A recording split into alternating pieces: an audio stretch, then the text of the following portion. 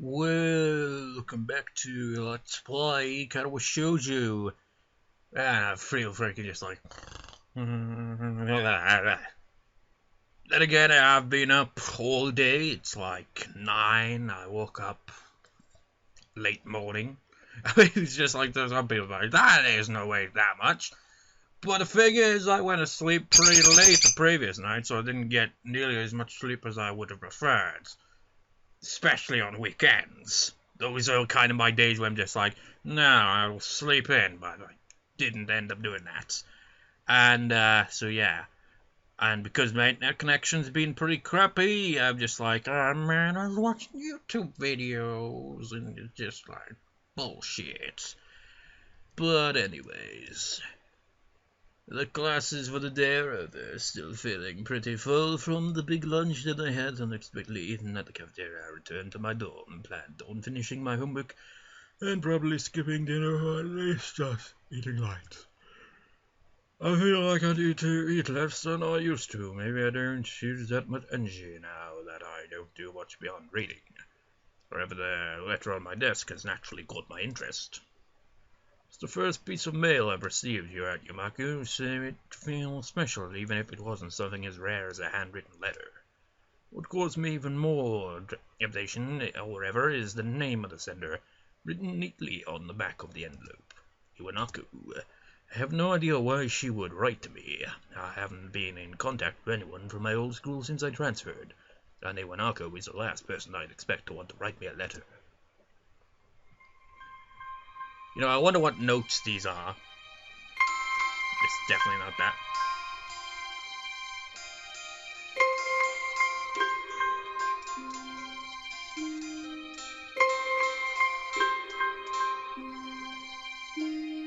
What note's that? That's...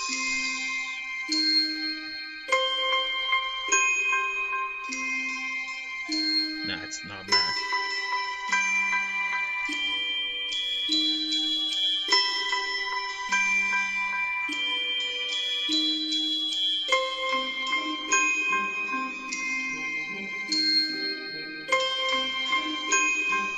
I don't think it's that. Let's figure out what key it is.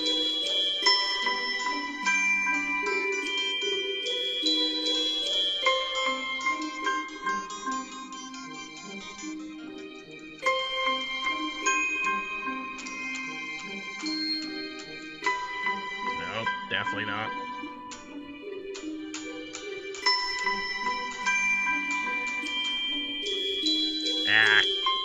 Why am I even trying to figure it out? It's just a simple piano kind of thing. I think it's a C, though. I just can't think what the L note is.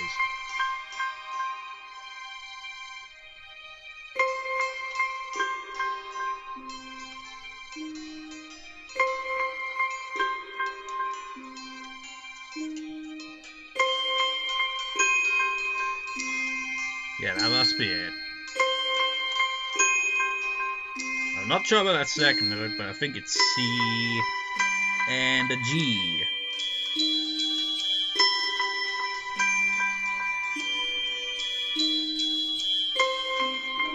And I think it changed around. But why am I even doing this for, anyway? I just had my guitar, so it was just like, why not? I thought to myself, whatever track plays, I'll try to figure it out. I don't know why. She said goodbye and didn't look me in the eye when she closed the door. It might have been a natural end to the series of visits that were probably pretty painful for both of us. Every time she visited me in the hospital, I wanted to talk to her, but something stopped me every time. Every time that I didn't speak made the next time even harder. Iwanako always had this aura of fragility around her, as if she'd shatter into pieces at the slightest disturbance. Initially, I think it might have been that delicacy that attracted me to her, but after what happened back then, it felt as if she really had shattered. You know, his description of Iwanako reminds me of... No, that's actually fitting, because... Hanako! I mean, just change this, replace it with a H, and you've got Hanako. So they have a similar... Well, the name's probably very different meaning, but they have the Anako bit at the end of it. And they're kind of similar characters if what he's describing of her is like that. Well, probably not very similar, but it just sounds like similarity there. She looked so sad that I didn't want to say anything that might upset her, and I never could figure out the right words to say. I told her that it wasn't her fault. She nodded, and I really think she understood that if it hadn't been that, then sooner or later something else would have made my heart give out. Yet she looked so hopelessly sad every time she opened that door and entered my room. So I never managed to say the things I wanted to say. In the end, that might have hurt her even more. Well, this time around, once he spots it, he reads it. In Emmy's route, he kind of like was like, I'm not even gonna bother with this, or maybe we'll do the same again. But I remember he just like tossed it aside originally, then came back to it at a later point. Carefully open the envelope and draw out the folded letter from within. Dear Hisao, how are you? I hope you are well and happy at your new school. Everyone here misses you. Almost all of our second-year class got put together in Class 3-1 for the final year. So we are pretty comfortable right from the beginning of the year. I'm sure you would have been assigned to this class as well. The mood among the third years seems to be very anxious about the final exams, even though they are so far away. The teachers are badgering us about it all the time. Even old Mr. Tachibana, who is, by the way, our homeroom teacher this year. Would you believe it? I was sure that he'd retire after our second year, but here he is nagging everyone about studying for exams. I think things like that are the main reason why the mood among the third years is so nervous. I must admit that I am somehow losing confidence in myself as well, even though I've always fared reasonably well in exams.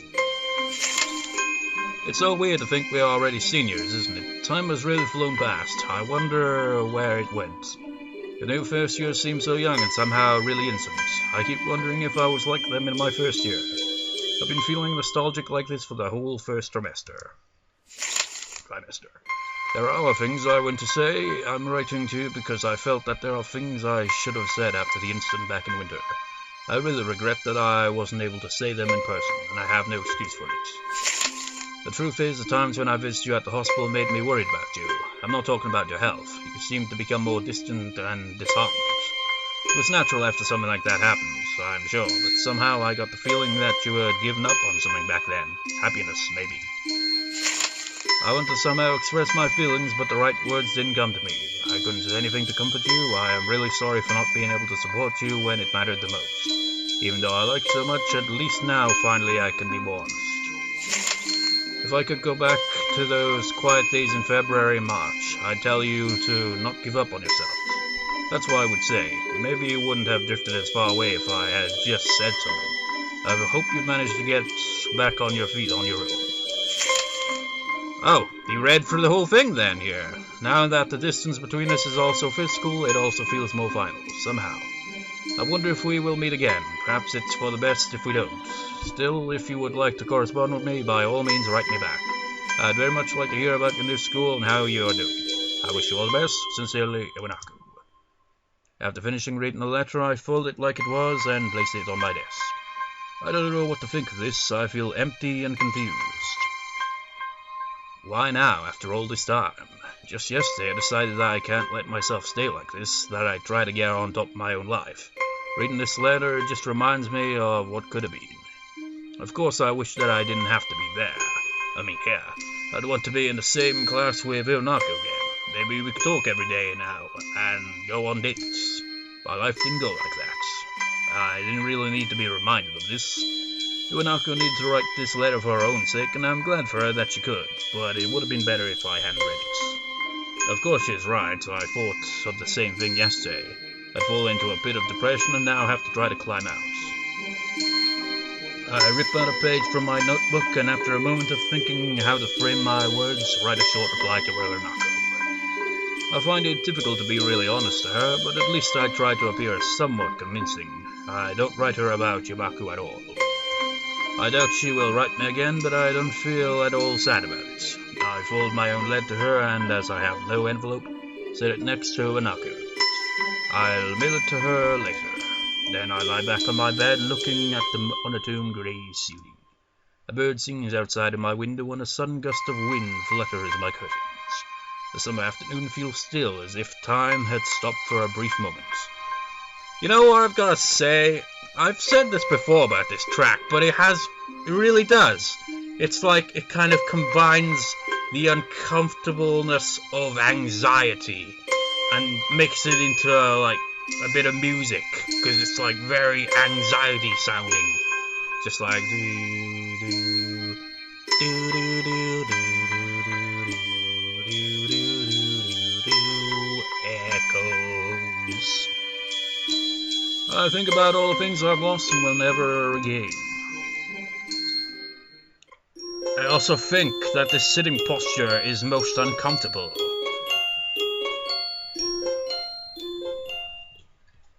Really should clear my desk, but then, as I said, the birdcage is on the chair, so even if I did, I'd still have that, you know. Oh wait, different track.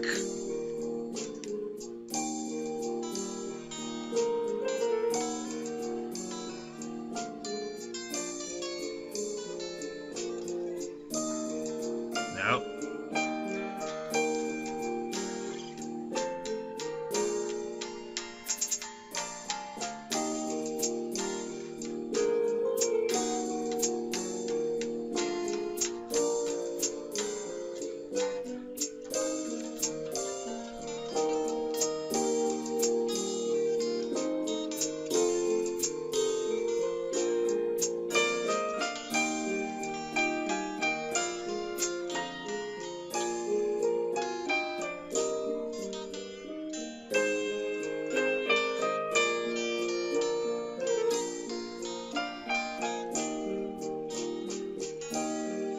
No.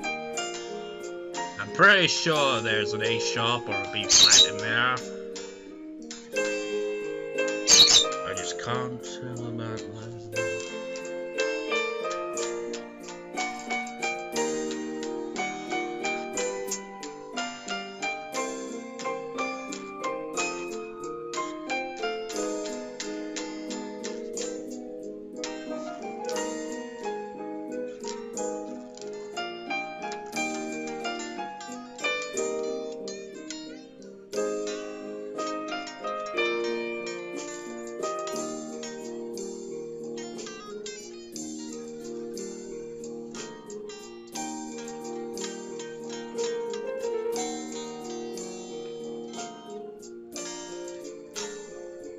I don't know. Maybe C minor and D sharp major, I don't know.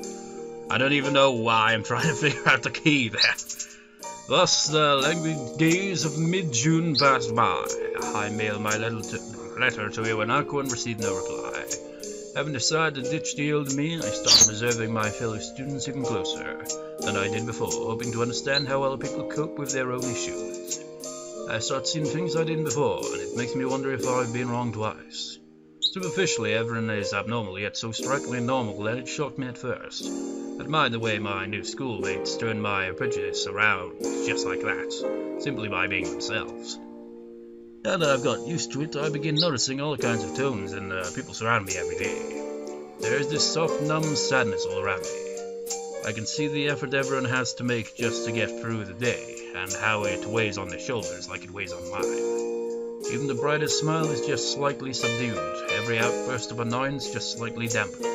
It's subtle, but it's definitely there. I try to think what it means, or what I can learn from others. I wonder if deep down everyone is as lost as I am. Is there even one person in here who has truly found peace? I start to feel doubtful about myself once again.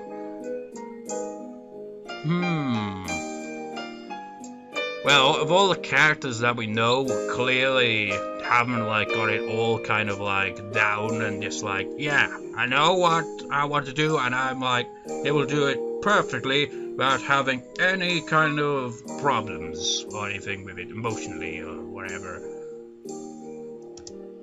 I can't decide whether these people are happy, unhappy, or if they just learned to cope and now live in an unfeeling limbo like I did all spring. I escaped from these feelings into the towering piles of books I carried to my room from Yuko's sanctuary.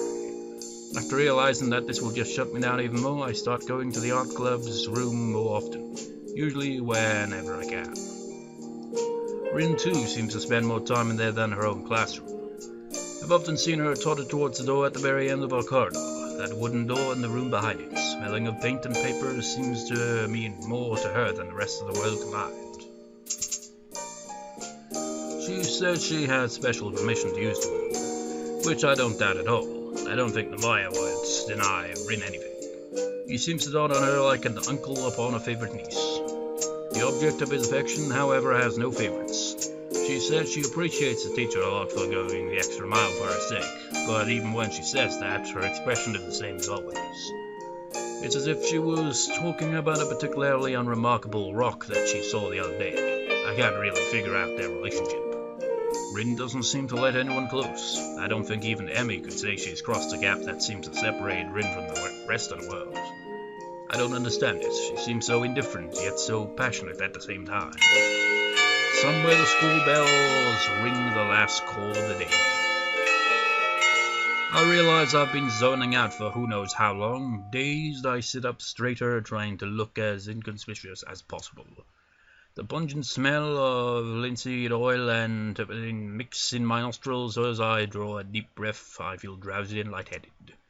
It's already this late and a few club members left early, so it's just me, Rin, the teacher, and 2 other girls who are also about to leave. Rin is sitting to my right, slowly working on a painting while I'm idling the time away. Don't think she realizes I've been watching her this whole time. You know the most surprising thing about Rin here, for me? Well, one of the surprising things is this is her first CG since her appearance. I mean, she had that one CG where he first meets her, and up till then, the only other CGs that have been exclusive for Rin's kind of route have, had no focus on her. They've, been, well, she did appear in the background in the art club CG, I suppose, but other than that, the other CG was just Hisao looking in the mirror.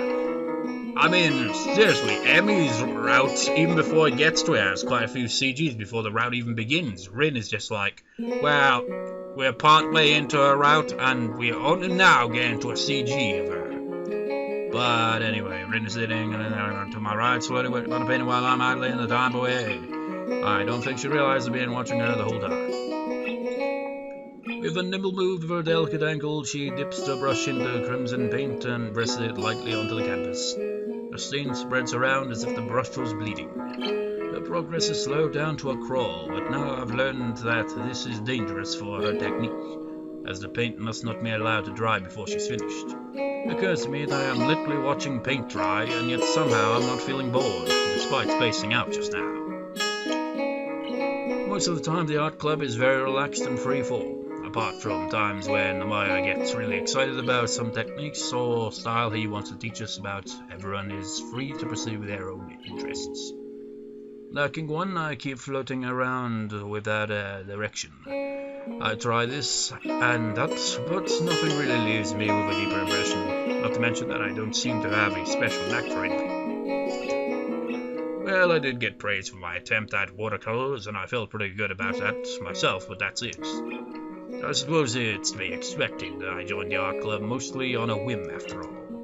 I'm thinking that maybe I should quit the club if it's going to be this pointless. But there's nothing really wrong with pointlessness, and I can't exactly say I'm unhappy. Unsatisfied maybe, but I've got only myself to blame for that.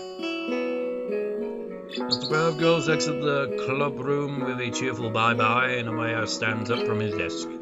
His chair scoots back with a loud screech that breaks the harmony of this quiet afternoon. Ah, don't you just hate that sound, just oh. He taps a pile of papers in his hands twice against the tabletop in order to straighten them, and then stretches his back. I have a faculty meeting to attend, so I can't stay. I'll have to do some paperwork later, so if you would stay, we can talk then. Sorry about this. There are 2 people here, but he's really talking to only one of us. The mayor spends extra hours of his time mentoring Rin after official club hours are over, and I'll bet he'd like to discuss his plan of getting Rin's art into a gallery a little more. It's alright, I think I'll probably be here, but it's not a big deal if I'm not. I don't really have much going now. Rin answers without moving her eyes from her work in progress. The tone of her voice is now the polite kind expected when talking to a teacher, nor her usual monotone. So I won't need to send a search party if you aren't here. Yes, no thanks, I don't like the party, we can talk later. Good girl. Smiling, the teacher picks up the rest of his papers and makes his way to the door. I glance at the clock above it and then at my watch to double check. They're 3 minutes apart, but nevertheless the club's meeting time is over now.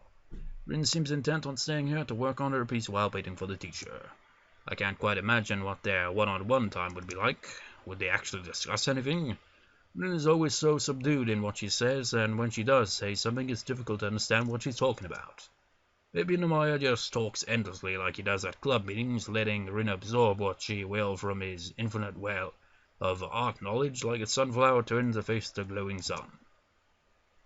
Do you mind if I stay? Thought maybe I'd give watercolors an old try. I blurt out the excuse, sort of accidentally embarrassing myself. Rin doesn't take her eyes off her painting. Okay. I shift around in my chair, then get to fetching a cup of water, brushes, colors, and some paper. Sound of my footsteps invades the still afternoon air. Before starting, I try to recall what the teacher told us. The important philosophy of the medium. Working with watercolors means more working with water than working with color. I try to keep that in mind and dip my tiny sable brush into the water cup. I'm mixing yellow and blue, trying to capture the sunlit treetops outside of the window. The sun is low, so the yellows are more pronounced and everything looks darker. I still can't quite connect what I see with what my hand does with the paints, but it's a passable attempt for my level. After a while I start losing my focus and move this paper aside, trying to watch Rin work for a while instead. That little while stretches first into a long while, then into a really long while. Rin paints her entire being, fully concentrated on the brush between her slender toes and the painting coming to life one stroke at a time. She seems determined and yet at the same time relaxed, effortlessly moving the brush around, never hesitating. Colors meet and part, mix and cover each other on the canvas, bending to her quiet will. I don't know anything about composition, structure, or any of that stuff, but I really like Rin's paintings. I like how she looks when she paints. As usual, the silence between us compels me to speak rather than merely wait for her to open up. She might end up saying nothing at all. Do you mind if we talk? I don't mind. I kind of wanted to ask more about why you get so weird about this thing the teacher wants to arrange for you. Rin picks up a tube of paint and squeezes it between her toes on a pellet almost as easily as someone with opposable thumbs would. Taking up a brush again, she replies, "A lot of things and some not things, unthings. I don't think that's a word. Do you want to talk about it?" I try to reach out to her clumsily, ignoring the embarrassing feeling of awkwardness. Rin keeps her focus on the painting, spreading more and more paint on the canvas. Her lips forming a perfectly straight line as she concentrates on the job. And is it just me, or is the music really loud? Sometimes. Not really. Talking is hard. I mean, it's not hard. I'm talking even now, but saying the right things is really hard for me. You know what? I'll agree with you that talking for me can be a pain in the ass. I mean, I ramble a lot, but when it comes to like social situations, freaking silence. Just like it's hard to actually talk. I suppose that's a social anxiety. It's just, and I'm crap with small talk as well. Definitely small talk. Really bad at that. No matter what, I just can't say the things I want. I know that feeling too. That sounds weird. It's true, I say all kinds of things that I don't really mean all the time. And sometimes I forget words and then I use the wrong words. Even come up with new words for things that already have some. That's the worst thing. I get real nervous and everything comes out a mess, and even I don't really understand what I want to say. I think there's something wrong with me that makes it like this. Remember when I said I can only think of 4 things at the same time? I nodded wordlessly. It's not really full, I mean it is full, but everything else is also there, kind of in the background, like being at an amusement park and a beehive at the same time. But that's not the point. I used to do better, like 6 or 7 things, I think so at least. I feel like I'm becoming dumber. I think everyone has times when they feel they can't say the right things. But it's there all the time, stronger and deeper. Yeah, deeper is a good word, I like that word, deeper. It's that feeling of being underwater. Maybe it's just hard. The more I paint, the more words I forget. Maybe at some point I will forget how to speak completely. Feels like I'm slowly forgetting everything. Do you remember what you thought about things 3 or 4 years ago? I don't. A long pause ensues, during which time seems to bend around itself. Almost tying itself into a knot. I don't think I've ever heard Rin talk this earnestly and for so long about anything before. It's like I'm fading away from the world. Rin's foot has stopped its work on the canvas and she is staring at her painting, unmoving as if gazing at some faraway horizon. Sunlight briefly glints in the corner of her onyx eyes. Something floats up into the top layer of Rin's being and she lets out a long breath. Then she blinks and it's gone. Paintings stay behind. When I look at my old things, I remember what I was thinking back when I made them. They make me feel like I can be with all the past me's when I was a different me. I guess they're the proof of my existence. She used the exact same words Maya used when he spoke to us of the nature of art. I didn't think Rin was paying any attention back then. I wonder if she was listening, or, well, she had heard the same passionate speech from the Maya before. Either way, I feel overwhelmed. Boy, you're complicated. I would have taken up writing a diary. Her eyes quickly flicker to my direction and then back to the painting, but she doesn't pick up the brush anymore. I keep a diary, sort of. It's not much of a diary. You know how, like, people write a diary where it's like, and today, it's just like, and just, like, say that someone in school is like, and today this gym teacher was a complete asshole to me, blah, blah, blah, ramble. Mine is more straightforward. It's just like, okay, I did recording at this point of the day, and then my general mood at the time, and then it'll be like uploading, that's going to the college, that, just kind of like that, essentially, so it's not quite the traditional kind of way. But even with that, I bloody forget shit all the time. As soon as someone asks me the question that I've heard so many times, so, how was your week? What did you do this week? What did you do on the weekend? Shit, I can't remember. But when I'm just on my own thinking to myself, I can remember that shit. But as soon as someone asks that question, freaking gone. That's a great idea. Why didn't I even think of that? Are you being sarcastic? What's sarcasm? I don't call her on the joke if it is one. Right at that moment, Tomoyo returns from his meeting. He said, are you being sarcastic? And she replies, what is sarcasm? If she didn't know, wouldn't she say, what is sarcastic, rather than what is sarcasm? Because that would imply familiarity with the words. So she probably was being sarcastic. Maybe. You can never really tell with Rin. Right at that moment, Tomoyo returns from his meeting. He waves to us a very melodramatic hello. While he's surprised to see me here along with his pet student, walking with a boisterous gait to his desk, he drops his paper spots. He picks up a handkerchief and cleans his glasses with incredibly meticulous care before walking over to us. That's one of the most pain-in-the-ass thing about having glasses. Freaking cleaning them. I can never get them to keep clean for very long. It's just ridiculous. You just have them on for a few minutes, you take them off, and it's like, god damn it. And if I have food and just comes right up in the face, steam, whatever, it's like, glasses, or if I'm out in the rain, it's just like, goddamn rain. And another annoying thing I've noticed is sometimes my glasses will literally fall off. I thought it was just like a kind of cliche in fiction or something, but that shit's legit, man. That happens. My glasses literally fall off, and it's like, my glasses. But, well, my normal vision without my glasses is kind of pretty shit. It's about as well as my freaking phone's camera, and I've got a fairly old phone. So it's kind of blurry looking vision really, but I can see without the glasses. But especially when it comes to looking from a distance, without them, completely shit.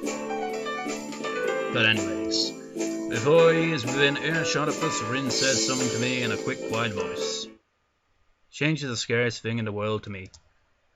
And I seriously don't know if I want to change into a person who could do the thing the teacher wants me to do. I don't know if I could even... I don't know if I could even if I wanted to. Hello again! Hello. What's going on?